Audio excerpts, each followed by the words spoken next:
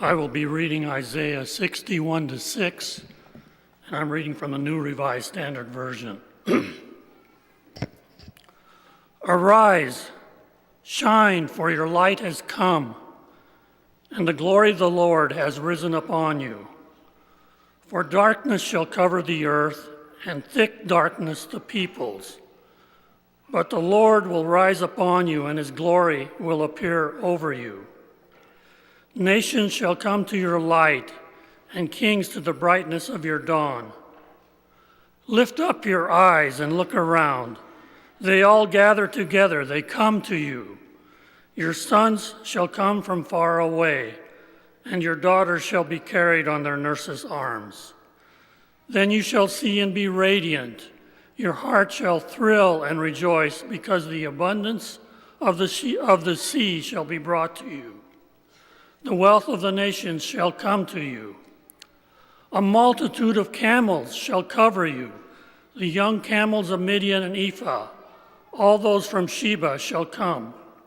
They shall bring gold and frankincense, and shall proclaim and praise of the Lord.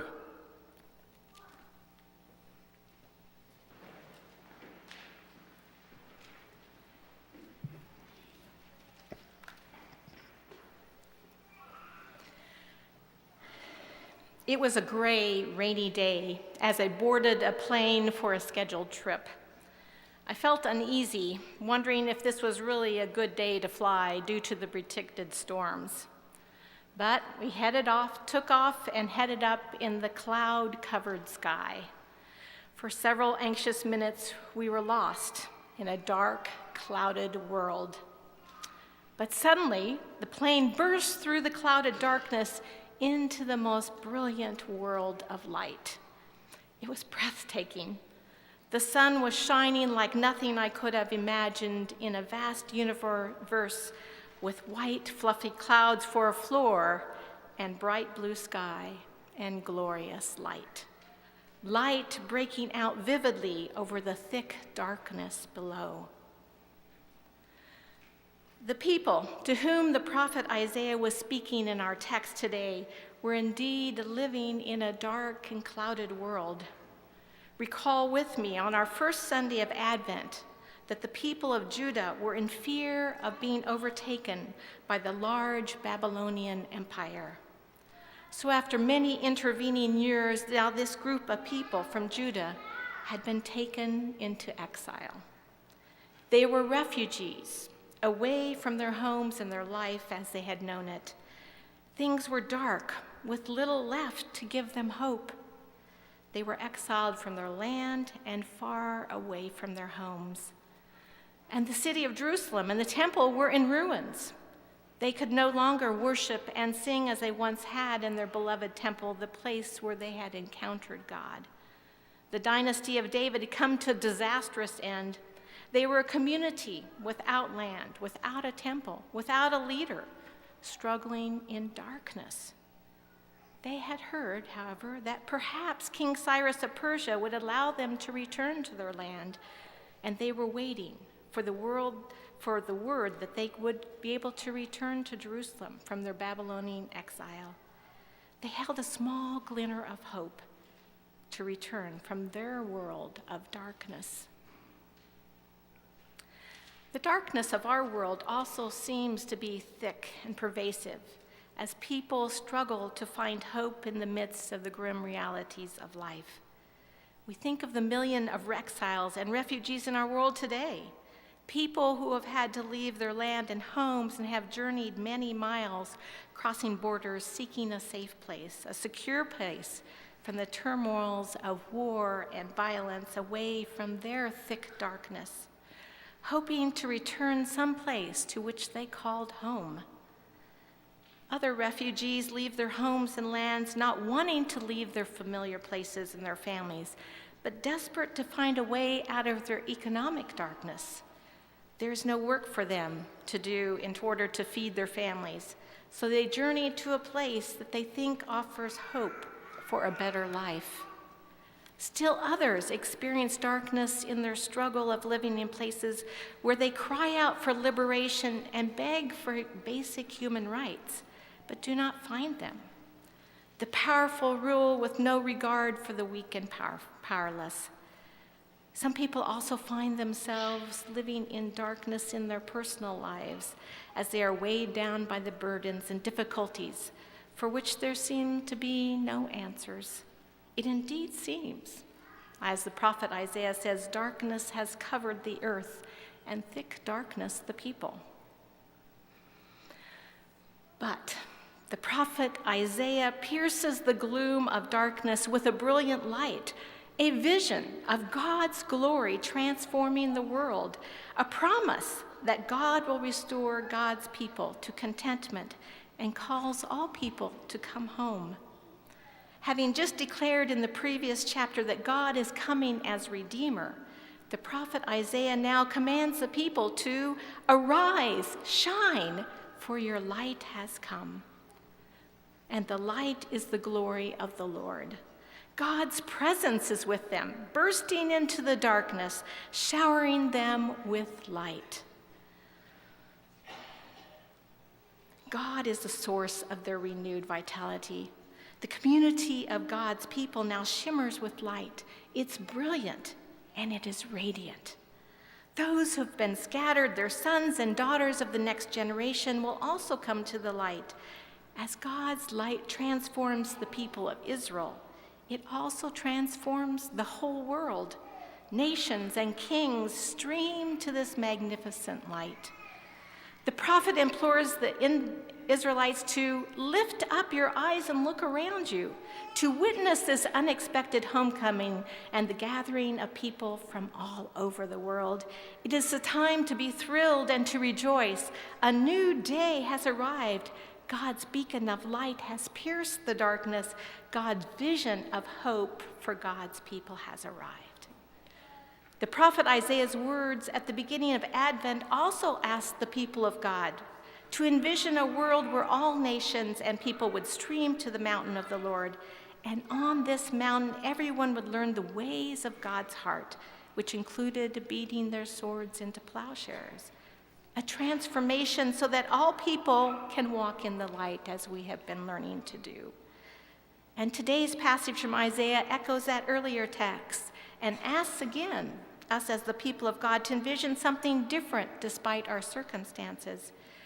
To see God's transformative light coming just over the horizon and to reorient ourselves to see a different future where God's glory is made manifest among them so that the nations and kings can be drawn to this light. And we have just celebrated the light of God's glory revealed in the birth of Jesus. We have rejoiced in God's coming and dwelling here on earth in the mystery of the incarnation.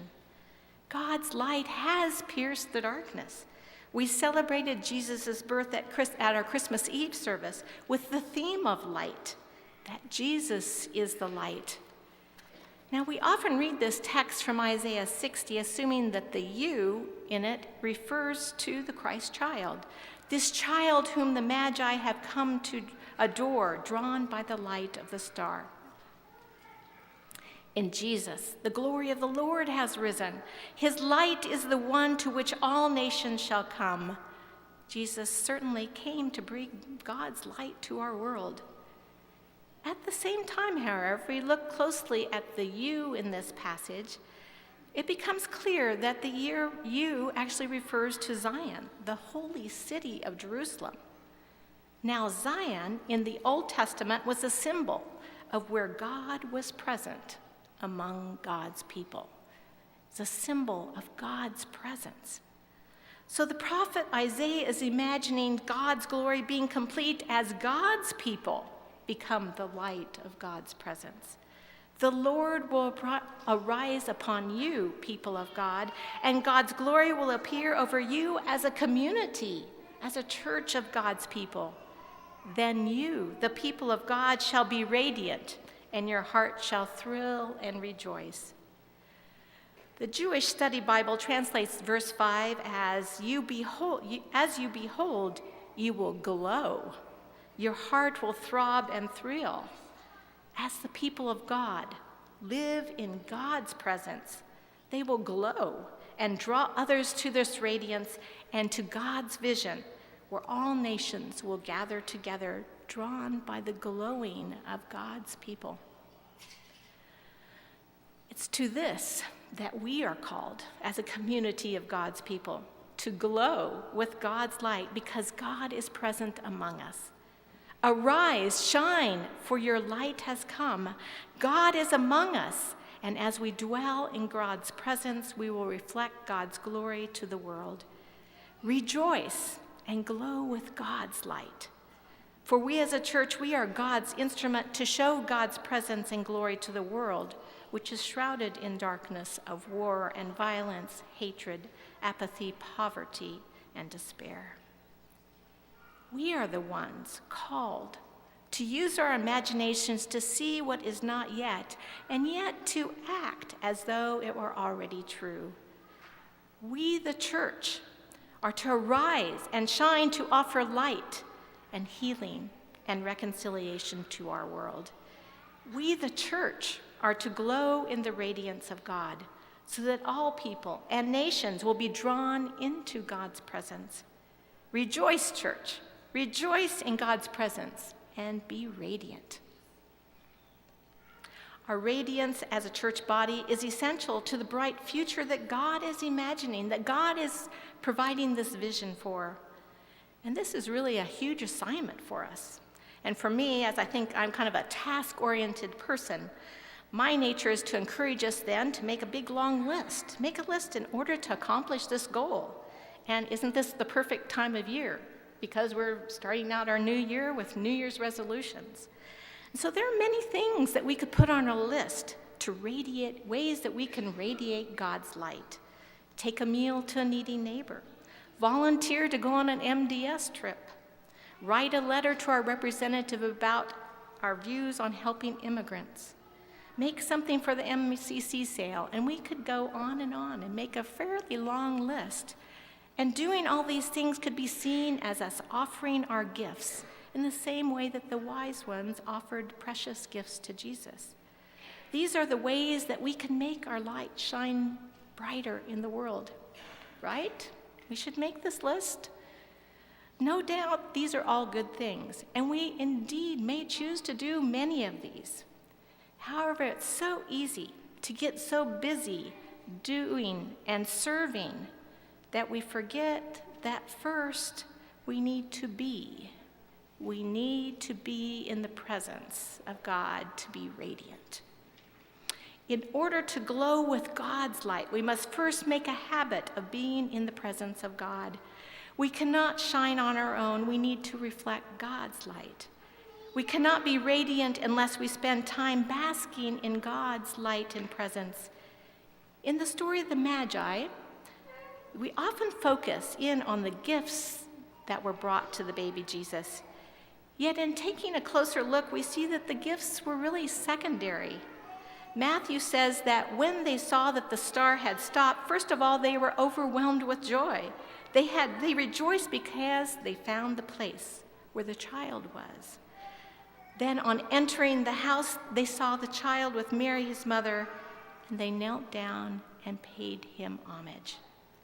They didn't come in immediately and present their gifts. No, they came into his presence, kneeled down in reverence. Their first act was an act of worship.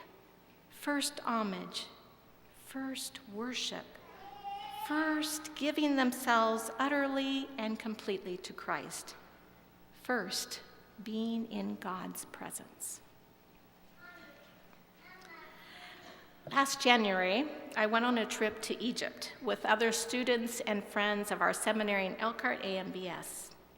One place we visited was St. Macarius' monastery, a monastery of the Coptic Christian Church that was established in the 4th century and still continues today. It is named after St. Macarius, a man who withdrew from normal life in the city and went to a desert area in Egypt and lived for a time in solitude in a desert cave in his quest to live in God's presence. Later, others followed him into the desert, and eventually his followers gathered around him to live in a community together, and over the centuries, this monastery continues. In the monastic tradition, those who join the monastery withdraw to spend time alone in God's presence, seeking a deeper relationship with God. The monks who live in this monastery today establish a rhythm of life around practices and exercises such as prayer, worship, and work that are helpful in opening themselves to being in God's presence. They are learning to see God's presence at the center of their lives in the desert and find clarity for their lives within their community and their relationship to the world around them. They spend time in solitude. They spend time in worship together, and each of them also has a job to do. The monastery operates a large farm growing fruits, vegetables, and meat, which helps feed those in need in the larger society. As well, the people from around the world come to the monastery for times of retreat to be refreshed and renewed by experiencing God's presence. This monastic community is learning to find joy and learning to glow with God's glory as they live in God's presence, which gives them evidence that God is indeed at work, that God's reign is being established in that part of the world. Now, I'm not suggesting that we go and join a monastery or that we even try to become some kind of monastic community. I am suggesting that we make it a priority this year to be in God's presence, that we set aside time within our busy schedules to withdraw, to be in God's presence, that we make worship a priority, just as the wise men did. We can do this individually as we put into practice regular spiritual disciplines, but we can also do this corporately as our church body.